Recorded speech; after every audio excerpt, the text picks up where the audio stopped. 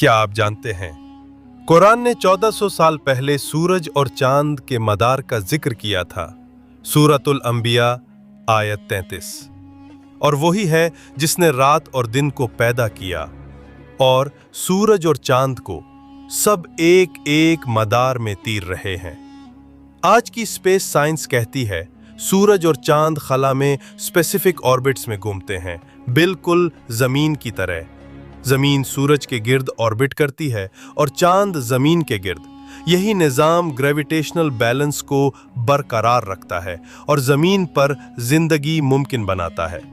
सवाल यह है, जब 1400 साल पहले कोई टेलीस्कोप न था, ना कोई स्पेस थ्योरी, तो नबी करीम अलैहिस्सलाम को यह सच कैसे मालूम हुआ? ये कोई इत्तेफाक नहीं, बल्कि कुरान का साइंस से साबित शुदा मोजज़ा है।